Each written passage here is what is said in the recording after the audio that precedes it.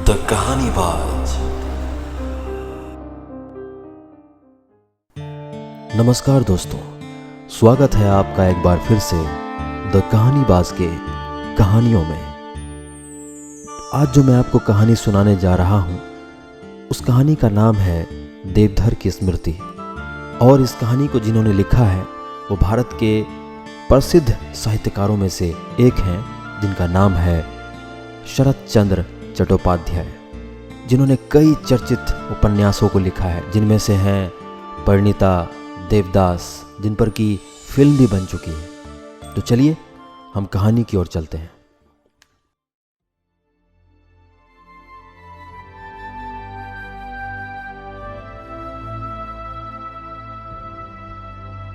डॉक्टरों के आदेशानुसार दवा के बदलाव के लिए देवधर को जाना पड़ा। चलते वक्त कवि गुरु की एक कविता बार बार स्मरण होने लगी। अशुद्धे डॉक्टरे व्याधिर चय आधी हलबड़, करले जखन अस्थि जर्जर, तखन बदले हवा बदल करो। हवा बदलने से क्या फायदा होता है यह सभी जानते हैं, फिर भी लोग जाते ही हैं और मुझे भी जाना पड़ा। मैं 4 दीवारियों से घिरे हुए एक मकान में रहता हूँ। पास के किसी एक मकान से एक महाशय रात के 3 बजे से फटे बांस की आवाज़ की तरह बेसुरे राग में भजन गाना आरंभ कर देते हैं। नींद उचट जाती है और मैं खिंचकर बाहर बरामदे में आकर बैठ जाता हूँ।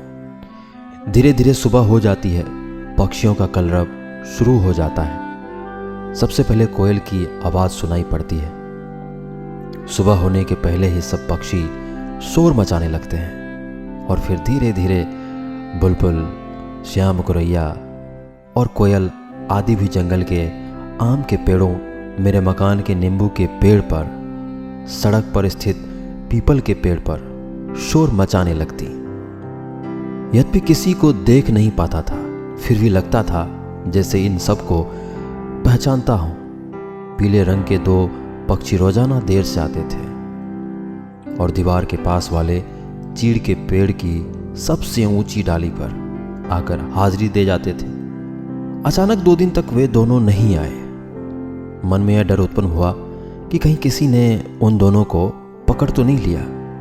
इधर शिकारी भी काफी है, पक्षियों का ही रोजगार करते हैं, लेकिन तीसरे दिन उन्हें यथास्थान देखकर संतोष हो गया। इस तरह सुबह समाप्त हो जाती है। शाम के समय गेट के बाहर सड़क के एक और आकर बैठ जाता हूं। टहलने की शक्ति मुझ में नहीं है, इसलिए जो लोग टहलते रहते हैं उनकी ओर भरी दृष्टि से देखता रहता हूं। टहलने वालों में अधिकतर मध्यम वर्ग के पुरुष और नारी ही थे।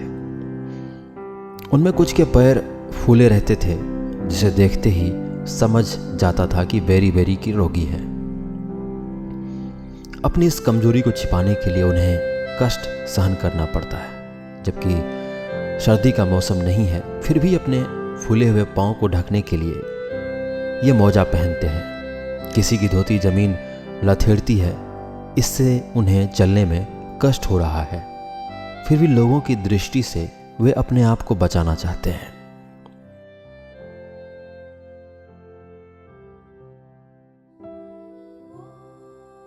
मुझे सबसे अधिक दुख होता था एक दरिद्र लड़की को देखकर।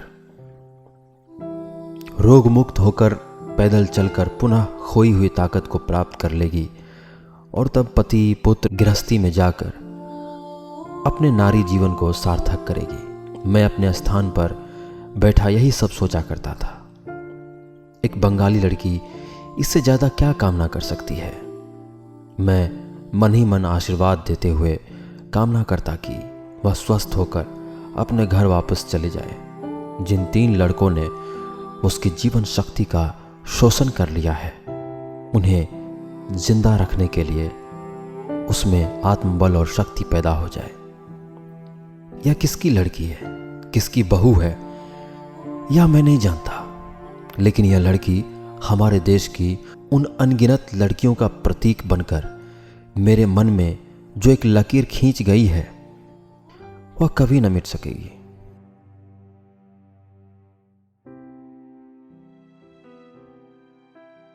मेरे साथ एक जवान मित्र निस्वार्थ सेवा करने के लिए आए हुए थे। कलकत्ता में बीमारी के समय जैसा देखा था ठीक वैसा ही यहाँ भी पाया। प्रायः वह कह उठता, चलिए भाई साहब कहीं टहल आया जाए। मैं कहता, तुम टहलाओ, मैं यहीं बैठा रहूंगा। वह असहिष्णु होकर कहता, आपसे अधिक आयु के व्यक्ति चहलकदमी कर रहे हैं, अगर आप टहलेंगे नहीं तो भूख कम लगेगी। मैं कहता, पर बेकार घूमना मुझे पसंद नहीं है भाई। वे नाराज होकर अकेले ही चले जाते हैं, लेकिन जाते समय मुझे सावधान कर दिया करते हैं।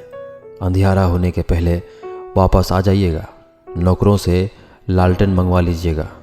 इधर करैत सांप अधिक हैं, कहीं बदन पर पैर पड़ गया तो खैर नहीं। उस दिन मित्र साहब कहीं गए हुए थे। शाम का समय था। कुछ लोग भोजन का समय हो गया है यह समझकर तेजी से अपने घर की ओर जा रहे थे। संभवतः ये सभी लोग मुसीबत से घिरे हैं और शाम होने के पहले ही अपने दड़बे में प्रवेश कर जाते हैं। उन लोगों के चलने की गति देखकर मुझे भी जोश आ गया। सोचा चलूं कुछ दूर टहलाऊं। उस दिन काफी देर तक टहलता रहा।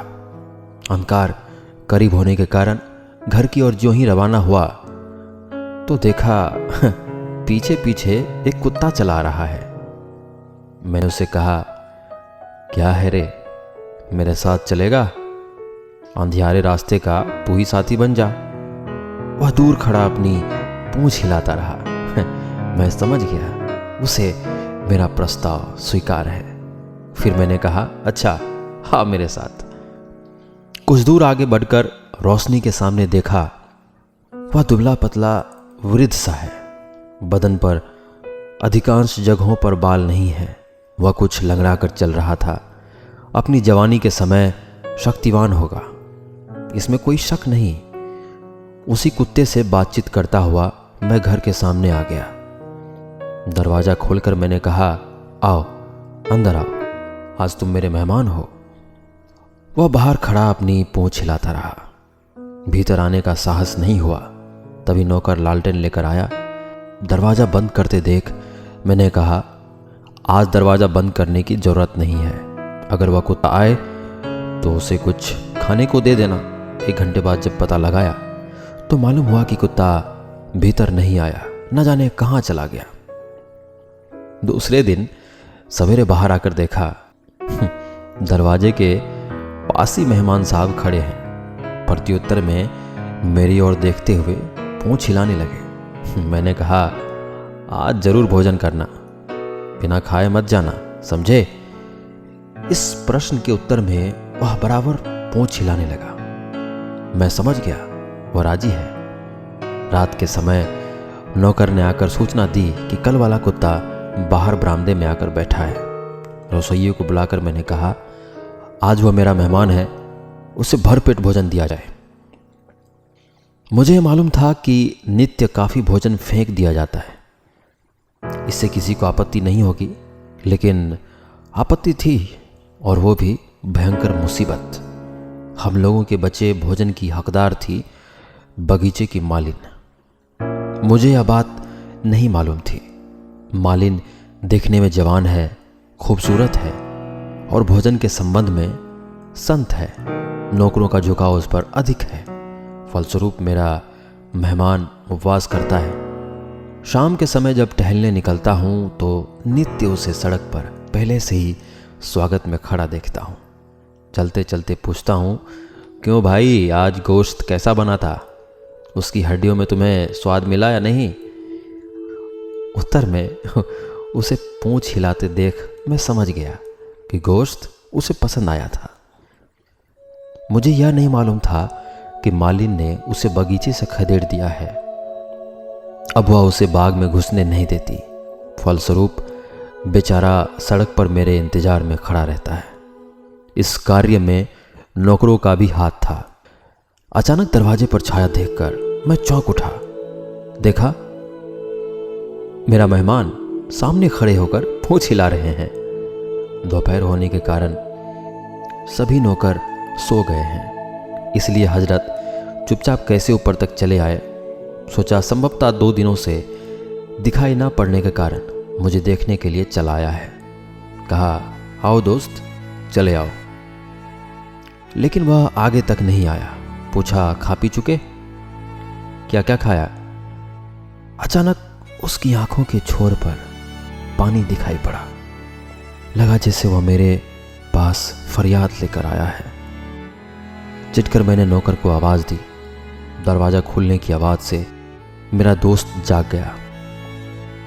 नौकर के आने पर पूछा, आज कुत्ते को खिलाया गया था? जी नहीं, मालिन ने उसे भगा दिया। खाना जो बचा था उसका क्या हुआ? मालिन सब उठा ले गई है। चिल्लाहट सुनकर मेरे मित्र महोदय आंखें बंद करते हुए ऊपर आए। कहा, भाई साहब, आप भी अजीब तमाशा करते हैं। इंसान को तो भरपेट भोजन मिल नहीं रहा है और आप कुत्ते के लिए परेशान हो रहे हैं। मित्र महोदय जानते हैं कि इस अकाट्य युक्ति का कोई जवाब नहीं है। मैं चुप रह गया। किसकी फरियाद किसके द्वारा वहां पहुंचती है, उन्हें कैसे समझाऊं? समझाना मेरे बूते का कार्य नहीं है।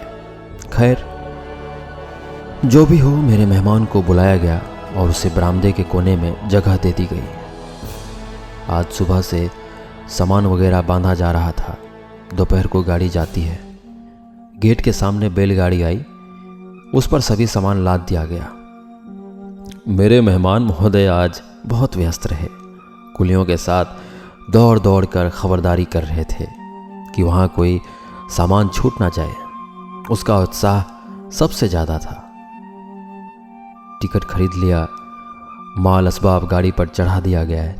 तभी मेरे मित्र ने आकर खबर दी कि गाड़ी छूटने वाली है। जो लोग मुझे पहुंचाने आए थे सभी को इनाम दिया गया, सिर्फ मेरे मेहमान को नहीं दिया गया।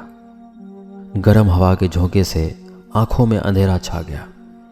उस अंधकार में मैंने देखा स्टेशन के बाहर फाटक के पास मेहमान महोदय खड़े एकटक देख रहे हैं।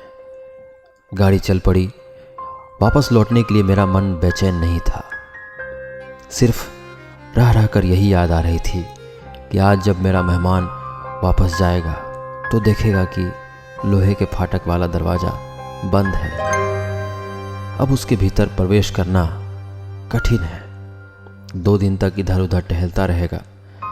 शायद सुनसान दोपहर में दीवार फांद कर भीतर आकर मेरी तलाशी करे, फिर जहां से आया था वहीं वापस चला जाएगा। शायद इससे छोटा जीव शहर में और कोई नहीं है। फिर भी देवधर की स्मृति में उसे अस्मरणीय बनाने की इच्छा से यह कहानी लिखती।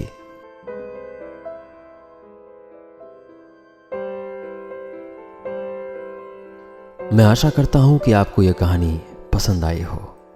अगर ये आपको कहानी पसंद आई तो हमें ज़रूर बताएं और हमारे कहानियों से बने रहने के लिए हमारे साथ जुड़े रहें। धन्यवाद।